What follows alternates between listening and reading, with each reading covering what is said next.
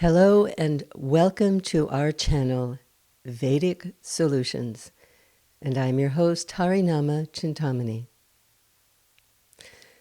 One of the points that is very important for us to understand is how we, as human beings upon this earth, are meant to have the most fulfilling life that is possible.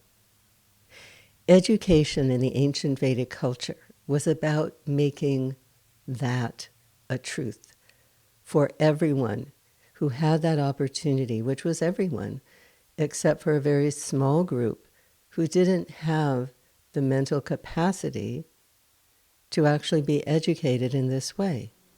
And those were the Shudras.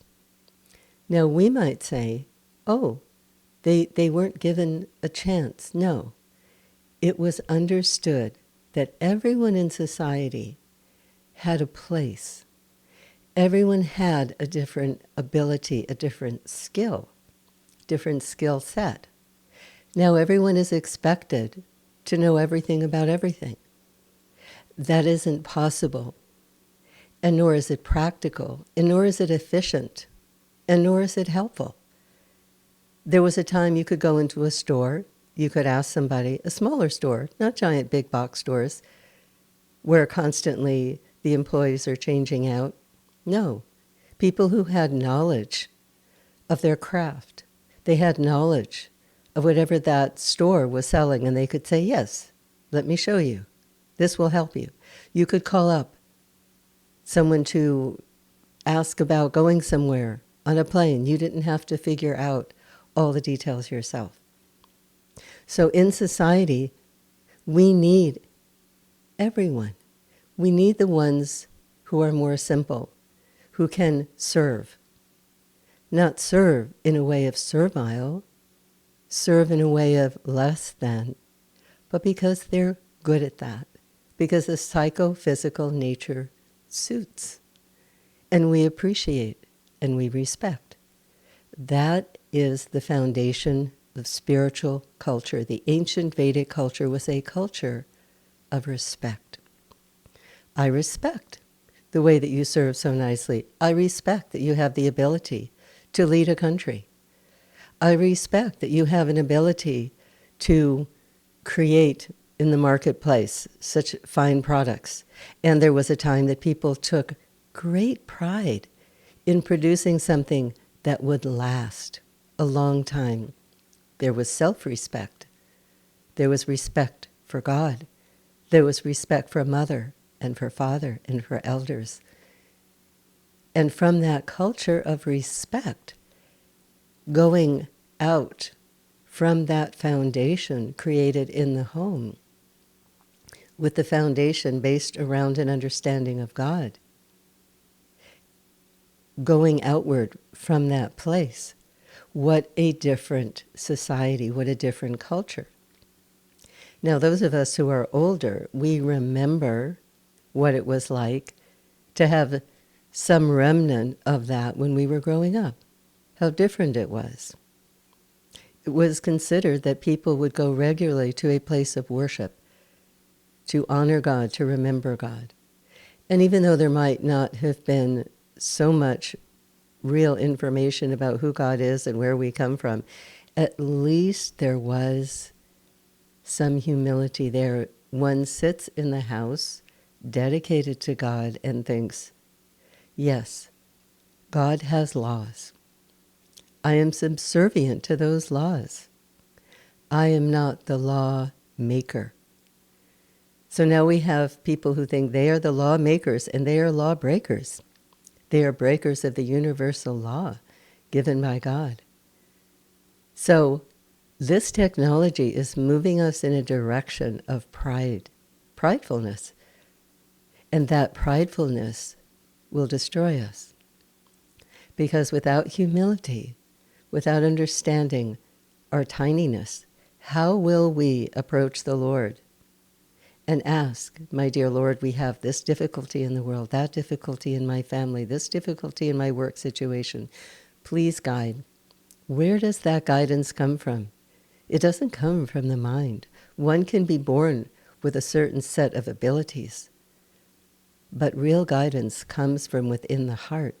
And for us to be able to access that guidance, it's no different than any kind of communication device.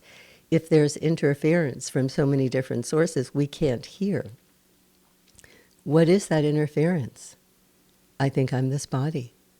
I'm manipulated and influenced by all of the voices in the outside society, the advertising, the media, coming at me in so many different ways, telling me that I'm worthless because of this, and I'm not okay because of that, and I don't reach the standard because of this other thing, this other measurement that someone else, this arbitrary measurement.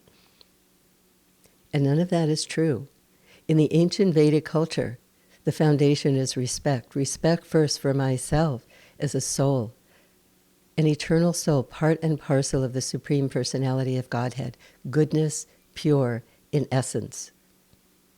A diamond can be pure in essence. You cover that diamond with mud. Can you see the beautiful facets shimmering and shining in the sun? No, because the diamond is covered, but it's no less a diamond. And now we have so many personalities who we have given our power to. And you know what Srila Prabhupada said about so many of these personalities? He said they are snakes with jewels upon their heads. If a snake with a jewel upon its head comes into a room, do you feel that you are safe? No. It is still a snake. So many in positions of authority and in positions of power have said things to us that are not true about health, about the environment, about the climate, about so many different issues, creating fear, creating an obfuscation of the truth, controlling us, putting us in a direction that has been harmful.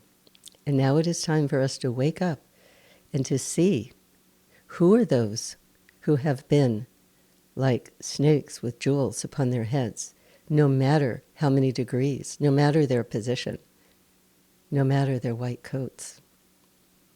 Who are the ones that are promoting life? Who are the ones who are promoting a connection to God and for us to hear the guidance from within our own hearts and be guided properly? We have to begin to become very thoughtful about who we have been listening to and has it helped us. So we are offering the teachings and the knowledge from His Divine Grace, A.C. Bhaktivedanta Swami Srila Prabhupada, in all the extraordinary books that you see behind in this library.